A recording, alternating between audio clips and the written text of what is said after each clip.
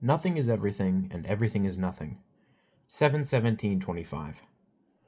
Logic and understanding really are the best. As I sit here pondering, or rather deducing, I'm in a state of rational bliss knowing that I have complete, unshakable certainty.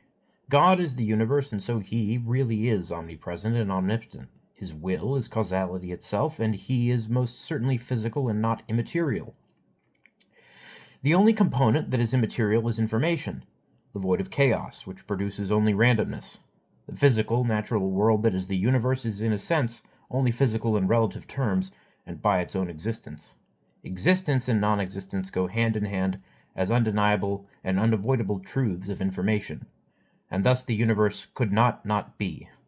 The chaos that influences it may be outside the bounds of the universe, but it occupies no space. It is simply a border, a boundary. To be and not to be. That is the superposition. In a sense, nothing is truly physical, since it is all merely a consequence of the innate properties of information.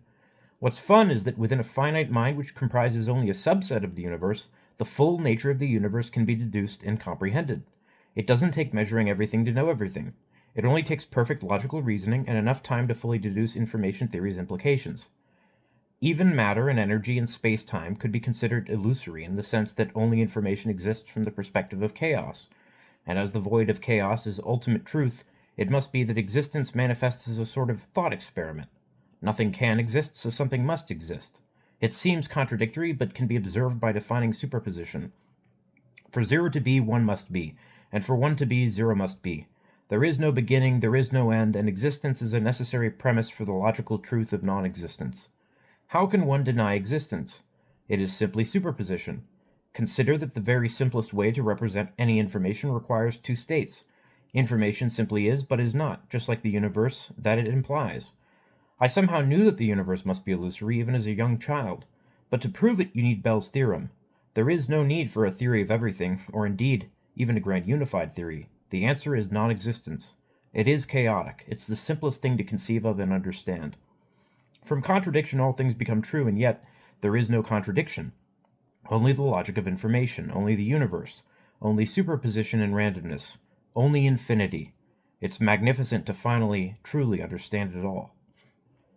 Convergence upon awareness. 72225. Well, my friend Hero finally understands a lot of what I'm getting at, and I'm finally realizing that some of what he's been getting at is actually true too, and in fact, an integral part of what I've been getting at. That being the whole ground zero for mathematics, cosmology, and philosophy, all converging upon awareness, and actually deriving the objective laws of ethics between disparate awarenesses. It's quite fascinating that all of this time I've resisted the awareness-centric theories, thinking that the universe had to be considered merely as an object. But now that I understand how existence and non-existence necessitate the superposition of one another, and in turn define the necessary concept of an illusion, I can see that time is simply a spatial dimension to the universe, and a means of representing change for a subjective awareness. That these awarenesses themselves are illusory, and experience time in this silly, meaningless way.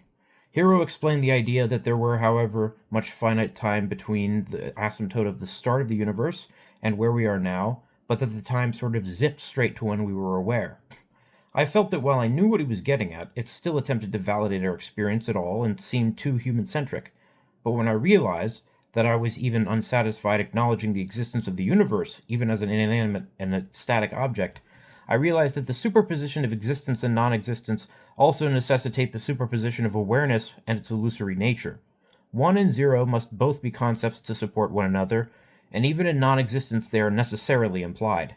It seems inconclusive and upsetting to our minds, but I urge you to realize that the way we conceive of things making sense is gated by not accepting the truth of both the infinite of both the finite and infinite. There are many fundamental dualities that information theory implies, and ultimately they are supported only by logic, i.e. the need to avoid contradiction. None of these superpositions are in fact contradictory. They actually prove that the assumptions many of us make are in fact contradictory. Only superposition is true, and that can be observed and proven through quantum mechanics. And yet the ancients could also logically derive its necessity and represented it through apparent contradiction, by referring to reality and even the universe as being illusory.